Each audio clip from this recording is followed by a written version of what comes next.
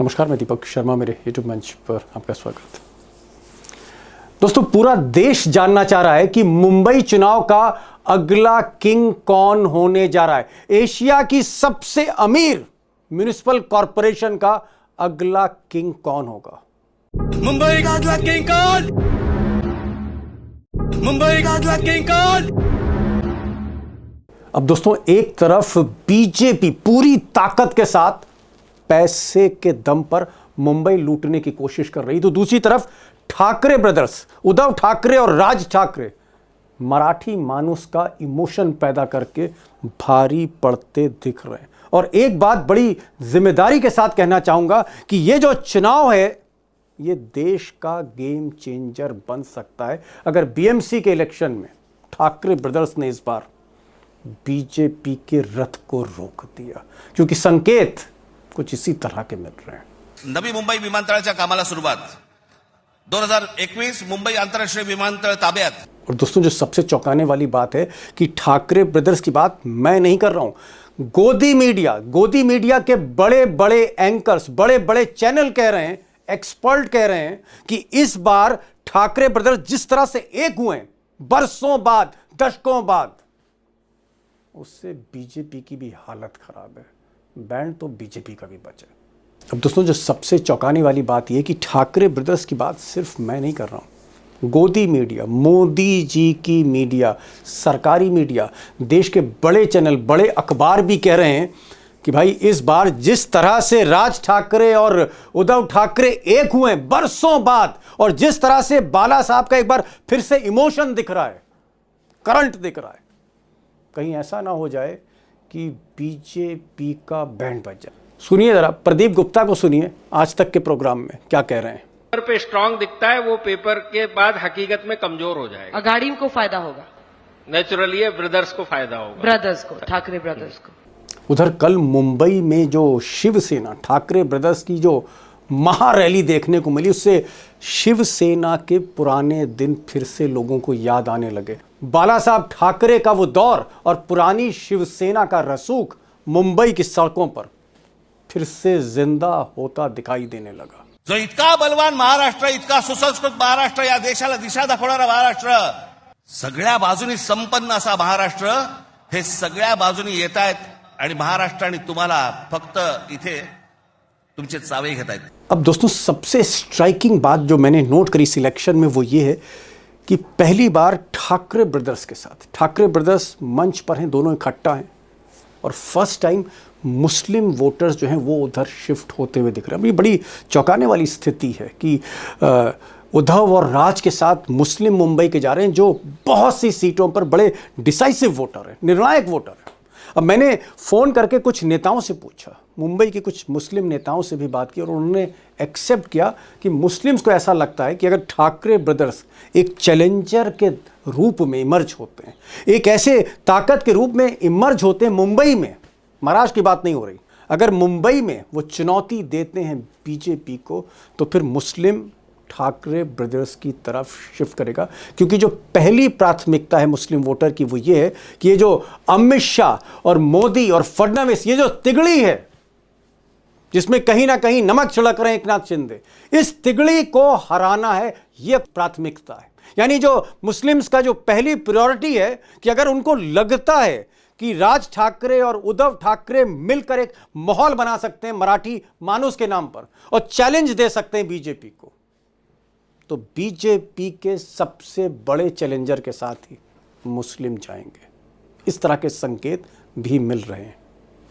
अब दोस्तों, ये बात भी बिल्कुल सच है कि ठाकरे ब्रदर्स का ये जो नया जलवा है, या जो मराठी मानुस का उनको सपोर्ट मिल रहा है, या भीतर ही भीतर एक स्ट्रेटेजिक सपोर्ट मुस्लिम्स का है, उससे बीजेपी वाकई घबराई हुई है। और सबसे ज़्यादा हालत तो एकनाथ शिंदे की खराब है। वो पूरी तरह से बौखला गए और बौखला इसलिए गए कि उनको लगता है कि अगर बीएमसी पर ठाकरे ब्रदर्स का कब्जा हो गया तो फिर शिंदे की, उनकी नकली शिवसेना का क्या होगा। और शायद इसीलिए उद्धव ठाकरे तंज कस रहे हैं कि भाई ये जो शिंदे की सेना है, दरअसल ये शिंदे की सेना नहीं है, ये शाह की सेना है। शाह मतलब अमित शाह की सेना है। ठाकरे मतलब शिवसेना है। शिवसेना एक ही है, वो उनके पास है, वो शाह सेना है। जो मराठी वोटों में बंटवारा करने के लिए उन्होंने उसको अलग किया है। दोस्तों, खिलाड़ी तो अमित शाह और नरेंद्र मोदी भी हैं। भला कैसे वो एशिया के सबसे रिचेस्ट, हिंदुस्तान के सबसे अमीर कॉरपोरेशन को अपने हाथ से कैसे निकलने देंगे। अब बीएमसी का जो बजट ही है, सालाना बजट 50,000 करोड़ का है। बहुत से राज्यों का इतना बजट नहीं जितना इस शहर का बजट है, मुंबई का, ग्लैमर सिटी का, माया नगरी का। और इसलिए ऐसा कहा जा रहा है कि पर्दे के पीछे एक बड़ा खेल चल रहा है, और बड़ा खेल वही है, लिफाफे में पैसा देने का, खातों में पैसा डालने का, सरकारी योजनाओं के नाम पर कैश देने का। ये सिलसिला शुरू हो गया है। और अगर आप कांग्रेस की बात माने या विपक्ष की बात माने, समूचे विपक्ष की बात माने, जो चिट्ठी लिखी इलेक्शन कमीशन को, उन्होंने कहा है कि भाई 15 तारीख को वोटिंग है और कुछ घंटे पहले यानी 14 तारीख को महिलाओं के खाते में योजनाओं का 3-3 हज़ार रुपये जा रहा है। सोचिए, वोटिंग से कुछ घंटे पहले सरकार 3-3 हज़ार रुपये घर घर महिलाओं को ट्रांसफ़र कर रही है। कांग्रेस ने कहा कि खुलेआम रिश्वत है और इलेक्शन कमीशन को इस पर एक्शन लेना चाहिए। बवाल इस पर भी मचा हुआ है। लेकिन मुझे ऐसा लगता है कि ये घबराहट के लक्षण है। हालांकि पिछले विधानसभा चुनाव में इस कैश स्कीम से बीजेपी को फ़ायदा तो बहुत मिला। देखिए, कमीनेपना में इनका हाथ नहीं पकड़ सकते साहब। आप एक बात तो पहले मानना पड़ेगा आपको, बदमाशपना, शातिरपना, ये वो। अभी जब उनको ये मालूम है कि सयाब है कोतवाल तो डर का, इलेक्शन कमिश्नर का काम है ना साहब इसके अंदर ये बोलना। अब दोस्तों, अगर आप पूरे महाराष्ट्र में, पूरे स्टेट में अगर आप निकाय चुनाव को देखते हैं तो ये बात सही है कि बीजेपी का पलड़ा वहाँ ज़्यादा भारी है, क्योंकि स्टेट मशीनरी उनके साथ है, पैसा है, और जो बाकी विपक्षी दल हैं उनका इन्फ्लुएंस कमज़ोर है। लेकिन मुंबई में स्थिति ऐसी नहीं। मुंबई में अभी भी शिवसेना, भले ही सरकारी सेना जो है वो शिंदे के साथ खड़ी हो, लेकिन जो ओरिजिनल शिवसेना है, जो बाला साहब ठाकरे की शिवसेना है, जो राज ठाकरे और उद्धव ठाकरे की शिवसेना है, अभी भी ये एक इमोशनल मामला है। और इस बार मुस्लिम्स भी कहीं ना कहीं बीजेपी को हराने के लिए ठाकरे ब्रदर्स के पीछे आ रहे हैं। मैं चाहूँगा कि ये इमोशनल मामला क्यों है, why it is an emotional matter, इसको भी समझ लेते हैं सिर्फ 2 सेकंड में, क्योंकि बहुत ज़रूरी है इसे भी समझना। अब दोस्तों, आप इतिहास पलट कर देखें तो बाला साहब ठाकरे जो उस वक्त दिलीप कुमार के साथ बैठते थे, बैठकी होती थी जिनकी, और जिस वक्त आप कह सकते हैं कि महाराष्ट्र में कहीं ना कहीं गुजरात वर्सेस महाराष्ट्र था, उस वक्त बेरोजगारी के आलम में, एक मुश्किल दौर के वक्त में बाला साहब ठाकरे ने एक नारा दिया, मराठी मानुस को नौकरी और इज्जत। मराठी में दिया, लेकिन मैं हिंदी बता रहा हूँ। अब ये जो मराठी मानुस और नौकरी और इज्जत, ये जो बात की उन्होंने मराठी अस्मिता की, कहीं ना कहीं दोस्तों ये नारा ऐसा क्लिक किया कि 70 का दशक आते आते 10 साल के भीतर शिवसेना का मुंबई में गली गली, मोहल्ले मोहल्ले नेटवर्क बनता चला गया। और जो म्युनिसिपल कॉरपोरेशन है उस पर शिवसेना छाती चली गई। और आप ये कह सकते हैं कि 80 आते आते जब अटल बिहारी वाजपेयी और अडवाणी ने हाथ मिलाया बाला साहब से, तो सत्ता जो है वो बाला साहब भी चख चुके थे। और कहीं ना कहीं एक फोर्स बनकर शिवसेना इमर्ज हुई, और जो बीएमसी है, मैंने पहले भी कहा, रिचेस्ट कॉरपोरेशन, हिंदुस्तान का नहीं एशिया का, उस पर कब्जा हो गया। एक छत्र राज हो गया बाला साहब ठाकरे का, जिसको तोड़ने की कोशिश इस आदमी ने की, जो मुंशी हुआ करता था उद्धव ठाकरे का। इसको कहीं ना कहीं अमित शाह ने चढ़ाया, इसने पार्टी को तोड़ा, एक शिवसेना बना दी। उसी शिवसेना को आज उद्धव ठाकरे ने कहा ये शाह की सेना है, जो मेरे बाप का नाम इस्तेमाल कर रहा है। सोचिए वो कैसा आदमी होगा। नाही, सगळे मिंदे फिंदे एसनशी गट जे आहेत ना, ते म्हटलं या लोकांना महापालिका दाखवली ती शिवसेनेने दाखवलेली आहे। दोस्तों, सवाल यह है कि क्या वाकई ठाकरे ब्रदर्स की वापसी हो रही है? एक इमोशनल कॉर्ड पे, ये मामला इमोशनल है, मराठी मानुस का है, और क्या वाकई बीजेपी, मोदी और शाह और फडणवीस, 3 ताकतवर नेता इस देश के, क्या इनको वाकई ये ठाकरे ब्रदर्स जो आज की तारीख में सड़कों पर हैं, क्या सड़क पर रह के ये इतनी बड़ी ताकत को धाराशायी कर सकते हैं? This is the big question. और आज मैंने इसीलिए मुझे लगा कि मामला क्योंकि बाला साहब ठाकरे से शुरू है और राज ठाकरे उद्धव पे ख़त्म हो रहा है, तो क्यों ना एक ऐसे आदमी को बुलाया जाए जो बाला साहब को भी जानता हो, उनका भी इंटरव्यू किया हो और उद्धव का भी किया हो। 50 साल का एक्सपीरियंस है। प्रकाश पोरे साहब को मैंने फ़ोन मिलाया, वो हाईवे पर थे, इलेक्शन कवर कर रहे हैं। मैंने कहा आप 10 मिनट गाड़ी रोक के हमारे साथ लाइव आइए, और वो आए और बहुत कुछ बोल गए आज। मेरा सवाल जो पोरे साहब है वो ये कि कल जो शिवसेना की रैली हुई जिसमें दोनों भाई एक साथ एक मंच पर मिले हैं, क्या वाकई आप कहते हैं कि भीड़ नहीं थी, समंदर था लोगों का? और क्या वाकई बीजेपी थोड़ी थोड़ी घबराई हुई है? ये बहुत जबरदस्त रैली थी कल की। हाँ, सवाल ही पैदा नहीं होता। देखिए, ऐसा है, एक बात तो नक्की है कि देखिए, मुंबई बोले तो मराठी मानुस की अस्मिता है, ये इसको कोई नकार नहीं सकता है। बहुत बड़ी थी, बहुत बड़ी रैली थी, जो आपको लगता है कि हाल बड़ी फिलहाल नहीं में साहब, बड़ी रैली भयंकर थी? रैली थी। अभी तक के मैं नहीं समझता हूँ कि मुंबई के अभी तक की जितनी भी रैलियां निकली थी, वो रैली में इतनी बड़ी कभी भीड़ नहीं थी। इसमें जो भी लोग आए थे, इसमें से कोई आदमी पैसा देके नहीं लाया था, ये पहली बात समझ लो। ये खुद होके आके आए हुए लोग हैं। बीजेपी के रैली में कहीं पे भी जाओ, अभी अकोला में भी हम जहाँ हैं वहां पे देखिए, अभी चंद्रशेखर बावनकुळे वगैरह इनके बड़े बड़े नेता आते हैं, तो सब जगह पे पैसा देके ही आदमी लाए जा रहे हैं। तो ये, लेकिन ये कल की जो रैली थी, एक बात मैं आपको बिल्कुल कंफर्म बताऊं, पैसा नहीं दिया गया किसको, ओके। और ये कोई भाड़े के तत्व नहीं थे, ये खुद होके आए हुए मराठी मानुस थे उसके मतलब अंदर। जो आप कह रहे हैं कि राज ठाकरे और उद्धव ठाकरे की रैली में इतनी बड़ी जो भीड़ थी, ये दरअसल उनका समर्थक है, वोटर है, जो हाँ, पैसा हाँ। लेके या किसी नाश्ते खाना पानी या बस में या नहीं, ट्रैक्टर नहीं, में भर नहीं, के लाई भीड़ नहीं है, जो हमारे नहीं, नहीं, उत्तर नहीं, नहीं, प्रदेश नहीं, में या बिहार में या नॉर्थ इंडिया में देखने को मिलती किराए की भीड़ नहीं थी ये। नहीं, नहीं, नहीं, नहीं, नहीं, वो बिल्कुल भूल, ऐसा कुछ नहीं है। ठीक है, अभी देखिए, थोड़ा बहुत इलेक्शन में मैनेजमेंट बोलो या व्यवस्था बोलो, पानी पानी की वगैरह, ये वो चाय पानी वो कर दी होगी, लेकिन 500 रुपए 1000 रुपए देके किसको नहीं लाया गया था, ये मैं बिल्कुल आपको खंडन बोल सकता हूँ। चलिए ठीक। हाँ, आप इतने साल से रिपोर्टिंग कर रहे हैं, 40-50 वर्षों से, मेरे और रिपोर्टर ने बताया ना, मैं मुंबई के मेरे रिपोर्टर को जब पूछा और ये किया, तो उसने बहुत अच्छी तरह से सारा इशू ये कर दिया था। और 2-3 चीजों ओके। का करंट आया है इसके अंदर, एक बात ध्यान में रखिए क्यों हुआ ये ऐसा है। एक बोलते दीपक भाई, एक कहावत है कि जब गीदड़ की मौत आती है तो वो शहर की तरफ भागता है, वो खुद के खुद ये हो जाता है। अभी क्या हुआ है इनको मालूम है आपको? हमारे जी। यहाँ पे वो बदलापुर नाम का एक गांव है, वो बदलापुर के अंदर आज से मेरे ख्याल से कुछ 2-1 साल पहले एक स्कूल में एक छोटे बच्ची के साथ में घिनौना काम किया गया। फिर वो जी क्या हाँ, जी हाँ। हुआ कि, हाँ, तो उसके बाद में उनका जो वहां का ये था, तो वो जो स्कूल का ये था आपटे नाम का, जी मेरे ख्याल से सेक्रेटरी या कोई, तो उसको इन्होंने जी जाके पार्टी में पद दे दिया, या उसको जी सीक्रेट सदस्य बना दिया, आरएसएस सीक्रेट से जुड़े सदस्य, जो लोग थे जी। आरएसएस से जुड़े हुए।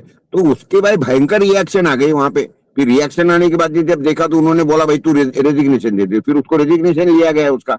लेकिन ये अभी जो पानी तो बह गया था, उसके कारण जो होना था वो डैमेज हो गया भाजपा के अंदर, तो वो इसके लिए ये हुआ। उसके बाद में वहां अमरनाथ करके हमारे मुंबई के बाजू में है, वहां पे भी इसी तरीके से हुआ। बीजेपी वालों ने क्या कर दिया मालूम है क्या, कि आकोट करके गांव है हमारे पास में, आकोट में जाके उन्होंने एमआईएम के साथ में ये जी हाँ, सत्ता मैं इनके बना साथ दी। चले गए। ठीक है, मतलब एमआईएम आप ये के कह साथ रहे हैं में। कि बीजेपी की गवर्नेंस का जो मॉडल है उससे लोगों की नाराजगी है। बीजेपी चाहे किसी छोटी सी बच्ची के साथ दुष्कर्म हो जा रहा है और जो आदमी उसमें सस्पिशियस है, संदेह के हाँ, घेरे कोई में, लेना उसी देना को नहीं, आप उनको सत्ता इनाम चाहिए। दे रहे हो। नहीं, मैं समझ गया कि वसूली हो रही हर जगह, जिसे आप हफ्ता वसूली कहते हैं। मैं एक चीज ये जानना चाह रहा हूँ, क्या राज ठाकरे और उद्धव ठाकरे का जो कमबैक दिख रहा था, कुछ सर्वे में भी ऐसी बात आ रही थी, क्या इससे घबराकर ये जो लाडली बहन योजना है, ऐसा इस तरह की बातें आ रही हैं कि 2 महीने की किस्त एक साथ बांटी जाएगी?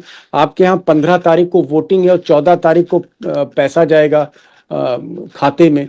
तो क्या ये एक तरह की रिश्वत है, एक तरह का कैश है वोट के पीछे? आपको क्या लगता है?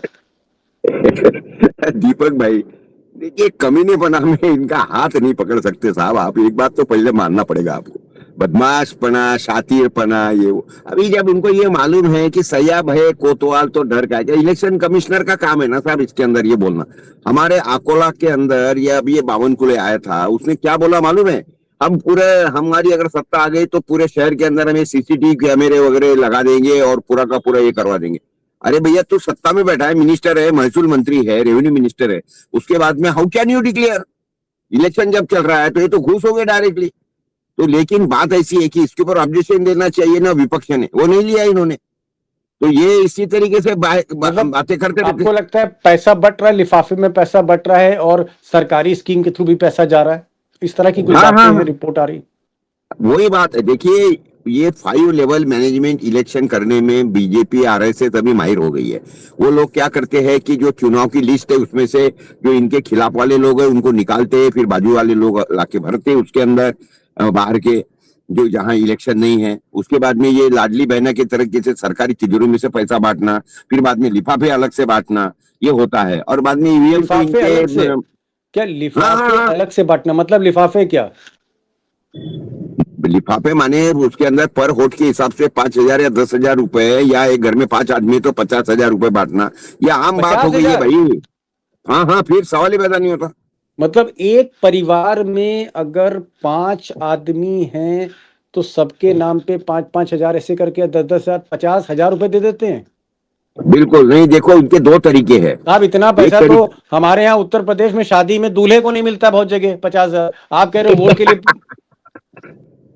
देखिए, ऐसा है, नहीं नहीं, इनके 2 क्या तरीके हैं काम करने मैं के। बहुत नहीं नहीं, क्या आपके पास इस तरह की जानकारियां हैं कि लिफाफे में पैसा, मोटा पैसा बट रहा है और वो भी म्युनिसिपल चुनाव के लिए? अरे, मैं पांडरकोटा म्यूनसिपल पार्टी का आपको बता रहा हूँ ना आपको, वहां ऑलरेडी बटा भाई पैसा 2 तरीके से बटा।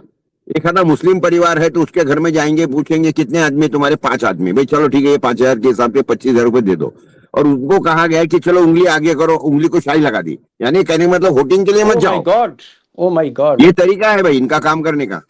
और बाकी जिनको वोटिंग करवाना है उनको 10,000 रुपए दे दिए कि 10,000 रुपए ले ले, जाके वोट करके आ जाना। Oh my God, oh my God. थोड़े सब आखिरी सवाल, क्योंकि आप हाईवे पे हैं और क्योंकि मैं जान रहा हूँ क्योंकि चुनाव का मौसम है इस वक्त और आपको 10 जगह जाना है, पूरा रिपोर्टर का नेटवर्क आपका फैला हुआ है। मुझे ये बताइए कि क्या राज ठाकरे और उद्धव ठाकरे जो मिले हैं आपस में और इतनी भीड़ आ गई, फडणवीस से कहीं ज्यादा एकनाथ शिंदे के होश क्यों उड़े हुए हैं? शिंदे साहब क्यों घबराए हुए हैं? अरे भाई, 2 भाई हैं, मिल रहे हैं, मिलने दीजिए। दीपक भाई, बात ऐसी है इसके अंदर, ये यानी इसको डबल एंगल है। ऐसा है कि अगर ये जीत गया, राज बीजेपी ठाकरे अगर उद्धव? नहीं, हाँ, राज ठाकरे उद्धव अगर जीत गए तो भी वो देखेंगे कि शिंदे की यूटिलिटी खत्म हो गई है। तो क्या करेंगे? सीधा सीधा वो जो हमारे यहाँ पार्टी मुकदमा है। पड़ा है कि ये हाँ, शिवसेना का सिंबल किसका है, उसका निकाल लगा देंगे और वो बोलेंगे कि ये उद्धव की है करके, क्योंकि वो उसकी यूटिलिटी खत्म हो गई। नहीं तो भी सत्ता में बैठ गए, न तो सत्ता में बैठ गए, ये कुछ हो जाएगा। दूसरा विषय ऐसे समझ लो, ये जाके म्युनिसिपल कॉर्पोरेशन में बीजेपी बैठ गई, बीजेपी का महापौर अगर होता है तो भी वो शिंदे को निकाल डालेंगे, क्योंकि इसकी जरूरत नहीं रही है।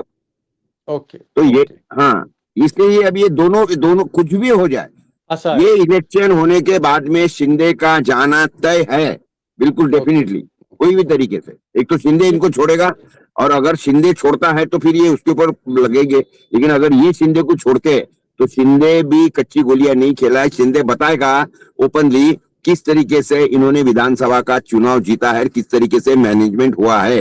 एक बात समझिए आप। Okay, okay, okay. पोरे साहब कह रहे हैं कि भाई शिंदे के सामने 2 धारी तलवार है। अगर राज ठाकरे उद्धव ठाकरे जीतते हैं तो शिंदे खत्म अपने आप, और पार्टी कहीं ना कहीं ले दे के वापस ठाकरे ब्रदर्स को दे दी जाएगी। वैसे भी उनके पिताजी की पार्टी थी, उन्हीं दे दी जाएगी। दूसरा ये कह रहे हैं कि अगर मान लीजिए कि राज ठाकरे और उद्धव ठाकरे हार जाते हैं बीएमसी या बीजेपी को जो है मेयर की कुर्सी मिल जाती, तो भी शिंदे को किनारे किया जा सकता है, क्योंकि मतलब निकल गया तो पहचानते नहीं। ये बीजेपी की एक तरह की पॉलिसी रही है कई नेताओं की, तो भी बिल्कुल। दूध की मक्खी की तरह बाहर कर सकते हैं। लेकिन एक बात ये कह रहे हैं कि बीएमसी जो मुंबई का चुनाव है वहां कांटे की टक्कर है, और उद्धव और राज ठाकरे ने ये जो महाराष्ट्र अस्मिता थी, वो जो उनके पिता के बोल थे, बाला साहब के बोल थे, वो उन्होंने कहीं ना कहीं सामने लाके फिर से जीवित कर दिए उनके शब्द। और दूसरी एक बड़ा पॉइंट इन्होंने कहा कि जो मुस्लिम है वो फिर भी राज ठाकरे उद्धव ठाकरे के साथ जा सकता है, क्योंकि अगर मुस्लिम्स को लगा कि राज ठाकरे उद्धव ठाकरे मजबूती से बीजेपी को हरा सकते हैं, तो बीजेपी को हराने के लिए फिर से मुस्लिम जो है उनके साथ जा सकता है। तो चित भी मेरी पट भी मेरी, इस तरह की स्थिति उद्धव ठाकरे राज ठाकरे को एडवांटेज दे सकती है। लेकिन ये जो कैश फॉर वोट है, ये भी एक बड़ी चाबी है फडणवीस के हाथ में। पोरे साहब आप आए, आपने नहीं, गाड़ी दीपक हाईवे भाई, में रोकी जी। दीपक भाई एक मिनट रुको। इसमें दूसरी बात ये है, एक बात ध्यान में रखिए, सबसे पहले तो मुंबई के लोगों को इसमें सबसे ज्यादा आनंद हुआ है कि ये दोनों भाई एक हो गए। एक बात समझिए, ये दोनों का आना ये मुंबई वालों को बहुत ज्यादा आनंददायी हुआ है। घर ये अलग वापसी हो थे गई। तो नहीं थे। हाँ, तो ये एक सबसे बड़ी बात हो गई है। और मराठी मानुस यही चाहता था कि भैया ये आपस की झगड़े खत्म करो, और वैसे भी इनके झगड़े को कोई मतलब नहीं था। घर के झगड़े खत्म करो, ये मराठी मानुस चाहता था। पोरे साहब, आप इतने बरसों से रिपोर्टिंग कर रहे हैं, 50 बरस हो गए, लोगों की बहुत से ऑडियंस जो हमारे देख रहे हैं, उनकी उम्र 50 साल नहीं हुई जब से आप रिपोर्टिंग कर रहे हैं, और आपने गाड़ी रोकी, हाईवे पे रोकी, आप हमारे साथ लाइव आए, और इसके लिए भी मैं बहुत बहुत आपका शुक्रिया अदा करूंगा कि ये जज्बा आपके अंदर है, वरना लोग तो मना कर देते हैं। और फिर आप खुलकर बोले, खुलकर आपने बातें भी की, वो भी आपका कलेजा जिगरा है, उसके लिए भी बहुत बहुत शुक्रिया। और ऐसे ही आप जो है रिपोर्टिंग करते रहिए, इस उम्र में भी कोई असर नहीं दिख रहा, अभी भी जवान है आप, शबाब दिख रहा है आपके। बहुत बहुत शुक्रिया, thank you so much, thank you so much sir.